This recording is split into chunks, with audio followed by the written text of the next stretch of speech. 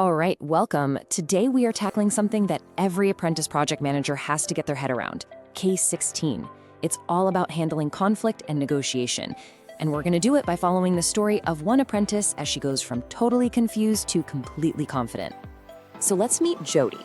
She works at IBIS stores, and she's an associate project manager apprentice, just like many of you might be. And her story is probably going to sound, well, pretty familiar. She's smart, she's eager, but she's just hit a roadblock, a really common one actually. And that roadblock?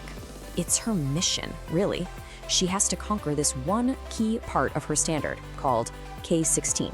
Yeah, I know, it sounds kind of like a secret agent code name, right? But don't you worry, because we are going to crack this code together, step by step, right alongside Jody. All right, let's get into it. Section 1, Jody's K16 quest begins. First things first, before you can tackle a challenge, you've got to know what you're actually up against. So what exactly is this K16 thing anyway? So here it is. K16 is basically your superpower toolkit for handling disagreements. It's all the techniques you need to sort out disputes and, negotiate like a pro. And let me tell you, getting good at this is absolutely crucial. It's what keeps your projects from derailing and makes sure everyone, your team, your boss, everyone is on the same page. Okay, so Jody knows what K16 is, but how does she master it?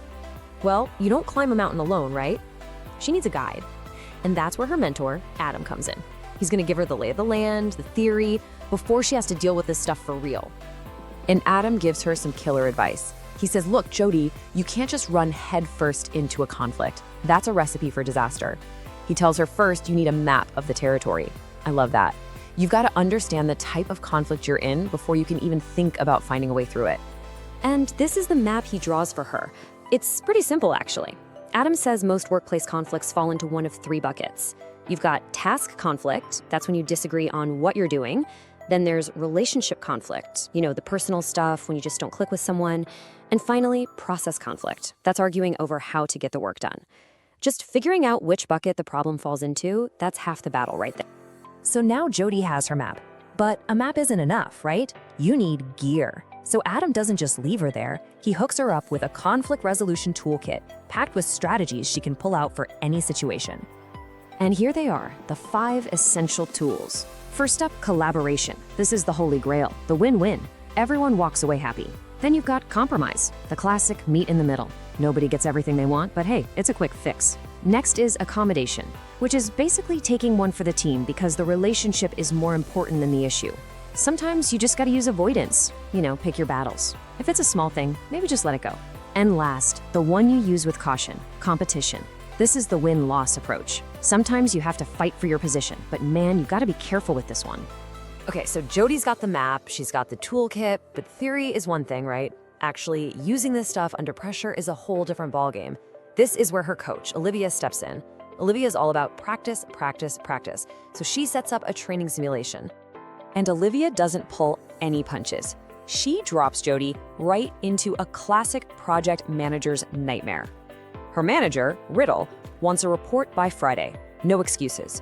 But her team is saying, no way, it's not possible before Monday. Talk about being stuck between a rock and a hard place. But this is brilliant, because it's the perfect way for Jody to try out her new skills without any real-world drum. But wait, before Jody jumps in, Olivia gives her a secret weapon, a negotiation power-up. It's called a BATNA.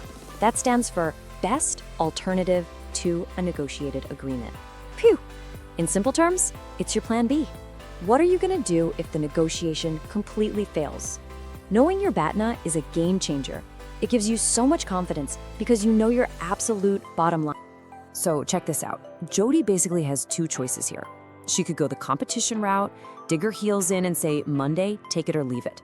That's a win-lose, and it's probably gonna tick off her manager, Riddle. Or she could go for collaboration, a win-win. She could suggest, hey, how about I get you the really critical numbers by Friday and then the full detailed report on Monday? See? Both people get what they really need and nobody's relationship gets torched in the process. So Jody totally nails the simulation. Awesome. But now comes the part every apprentice knows and loves. You can't just do the thing, you have to prove you did the thing. It's time to build that evidence portfolio on Aptum. And her coach Olivia shows her this doesn't have to be a big, scary task. It's just a 4-step recipe, really. First, pick a scenario, real or even one you've made up. Second, say which technique from your toolkit you used. Third, write down exactly what you did step by step. And fourth, this is the big one, reflect. What worked? What didn't? What did you learn? That's it. So one great piece of evidence you can create is a conflict resolution plan. Think about it from the assessor's point of view. They want to see inside your brain. This kind of document shows them everything. What was the issue? Who were you dealing with? Which of those 5 techniques did you pick? And crucially, why did you pick it? It tells the whole story nice and clear. And here's another killer piece of evidence, a negotiation strategy report. This one is huge because it proves you're not just winging it.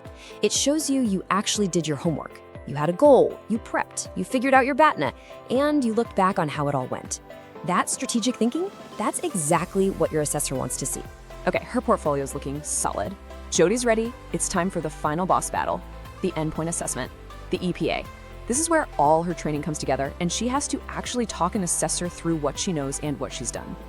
So, in that professional discussion, she's probably going to get a question that sounds a lot like this one. The assessor wants a story, right? They want to hear about a real time you use these skills. And guess what? Jody has the perfect story ready to go, thanks to that simulation with Olivia. And here is the absolute magic formula for answering questions like this. It's called the STAR method. Seriously, write this down. It makes your answers so clear and powerful.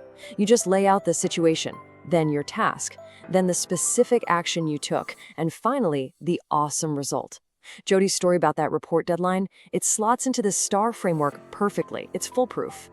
And just like that, she's done it. Jody's K16 quest is complete. Think about where she started with this confusing code, K16. But with help from her mentor and her coach, she got the theory, she put it into practice, and she built the proof. Now, she's not just ready for her assessment, she's ready to be an amazing project manager. So there you have it. That's how you take K16 from just being a boring requirement on your apprenticeship checklist and turn it into a genuine, real-world superpower. Now the ball's in your court. What's the first thing you're going to practice from all this? Think about your work right now. What's the first skill you can try out today? Thanks for watching.